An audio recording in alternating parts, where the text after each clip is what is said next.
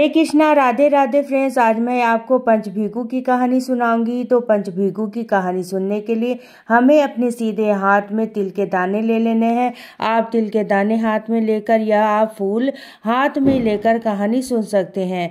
तो मैंने यहाँ पर तिल के दाने हाथ में लिए हैं और कुछ फूल लिए हैं।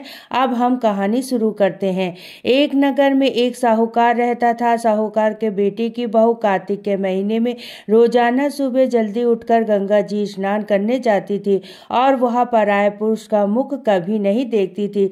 उस नगर के राजा का लड़का भी गंगा जी नहाने जाता था। जब राजा का लड़का गंगा जी नहाने जाता था तो सोचता था कि मेरे से पहले कौन नहाकर चला जाता है, क्योंकि गंगा जी का जल उसमें हिलता हुआ दिखता है। अब कार्तिक का महीना पूरा होने आया था। 5 दिन बचे हुए थे। उस दिन साहूकार की बेटी की बहू नहाकर जा रही थी और राजा का बेटा आ रहा था। का सुनकर वह जल्दी जल्दी जाने लगी। जल्दबाजी में उसकी माला मोजड़ी वहीं पर छूट गई। राजा का लड़का आया और सोचने लगा कि जिसकी माला मोजड़ी इतनी सुंदर है वह खुद कितनी सुंदर होगी। साहूकार की बेटी बहू ने कहलवा दिया कि मैं 5 दिन आऊंगी, पर किसी को साग भरने के लिए बैठा देना। राजा के बेटे ने गंगा जी पर बिछौना कर कर एक तोते को पिंजरे में टांग कर रख दिया। वो सुबह आई, पहले पौड़ पर पैर रखा और बोली, हे कार्तिक के ठाकुर, राई, दामोदर, पांचों पांडु, छठे नारायण, भीम राजा, उस पापी को नींद आ जा। राजा को नींद आ गई। वह नहा धोकर चली गई। जाते समय तोते से बोली, सुआ तेरे गल डालूंगी हीरा, मेरे साक भरना वीरा। सुआ बोली कि कोई वीरा भी साक भरता है। तब वह बोली, सुआ सुबेरे तेरा पग घोलूंगी, नेवर साक भरना मेरे देवर। सुबह ने कहा, अच्छा भाभी, मैं तेरी साक भरूंगा।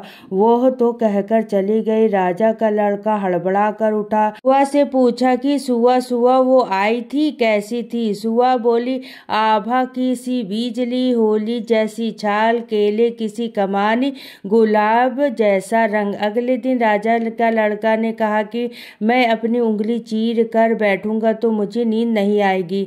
दूसरे दिन वह उंगली चीर कर बैठ गया। जब वह आई, वह भगवान से प्रार्थना करने लगी तो फौरन उस राजकुमार को नींद आ गई। वह नहाकर चली गई। तब उसने उठकर तोते से पूछा कि क्या वह आई थी? तोते ने कहा, हाँ आई थी। कैसी थी? आभा जैसी बिजली, होली जैसी चाल, केले कैसी कमानी, गुलाब जैसा रंग।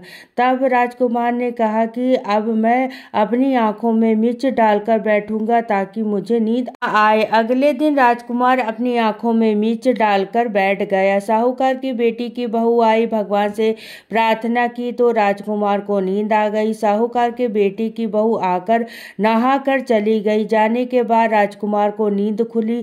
उसने फिर से तोते से पूछा कि वो आई थी? तोते ने कहा, हाँ आई थी। फिर राजकुमार ने कहा कि आज मैं बिना बिस्तर के बैठूंगा, और रात को बिना बिस्तर के बैठ गया। जब वह नहाकर आकर तो उसने फिर भगवान से वही बात की कि राजकुमार को नींद आ जाए।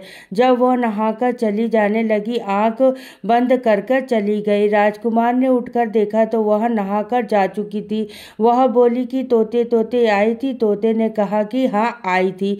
राजकुमार ने कहा कि जब रात को मैं अंगीठी लेकर अब बैठूंगा। अंगीठी लेकर बैठ गया। साहूकार के बेटी की बहू आई और भगवान से प्रार्थना करने लगी कि हे भगवान, 4 दिन तक तो आपने मेरी सत्य रखा है, आज भी किसी तरीके से नींद आ जाए। राजकुमार को नींद आ गई। जब वह नहाकर जाने लगी तो तोते से बोली कि इस पापी को कह देना कि मेरी 5 रात पूरी हो गई है, इसलिए मेरी मोती की माला मेरे घर भिजवा दो। सुबह राजा का लड़का ने तोते से पूछा कि क्या वो आई थी? तोते ने कहा कि हाँ वो आई थी और उसने अपनी माला मोजड़ी मंगवाई है। तब राजकुमार ने सोचा कि वो तो बहुत सच्ची थी, उसका तो भगवान ने भी बहुत ही सत्य रखा है। थोड़े दिन के बाद राजकुमार के शरीर पर कोढ़ निकल आया। राजा ने बड़े बड़े पंडितों को बुलवाया और कोढ़ का कारण पूछा और पूछा कि इस निवारण कैसे होगा। तब एक ज्ञानी ब्राह्मण ने बताया कि इसे किसी पतिव्रता स्त्री पर बुरी नजर डाली है, जिसके कारण इसको कोढ़ निकला है। निवारण पूछने पर ब्राह्मण ने बताया कि उसे साहूकार कि बेटी की बहू को धर्म की बहन बनाए, उसे नहाए हुए जल से नहाए तो इसकी कोढ़ ठीक हो जाएगी। राजा उसकी माला लेकर उसके घर गया और साहूकार को कहा कि ये माला अपनी बहू को दे दो और उसके नहाए हुए जल से मेरे बेटे को नहला दो। साहूकार ने कहा कि वह तो किसी भी पराये पुरुष का मुख ही नहीं देखती है। अब इस नाली के नीचे राजकुमार को बैठा देना, जब वो नहाएगी तो ऊपर से उसका पानी इस पर गिर जाएगा। बाद में राजकुमार वहां पर बैठ गया। जैसे ही वो नहाई, उसे नहाए हुए पानी में नाली से नीचे गिरा तो राजकुमार उस पानी से नहाया, जिससे उसकी काया चंदन जैसे बन गई। हे पंचभीगु देवता, जैसे आपने साहूकार के बेटी की बहू का सत्य रखा, वैसे ही इस कहानी को कहते सुनते हुकारी भरते सभी परिवार का सत्य रखना और सब पर अपनी कृपा दृष्टि बनाए रखना। तो ये थी पंचभीगु की कहानी। साथ में आप गणेश जी की भी कहानी और सुन लें। इसके बाद जो भी हमने हाथ में तिल और फूल लिया था, ये हम तुलसी जी में चढ़ा देंगे और पथवारी आपने बनाया है तो पथवारी पर चढ़ा दीजिएगा।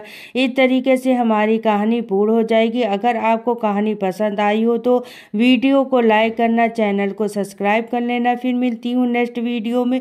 तो सभी को राधे राधे, जय श्री कृष्णा।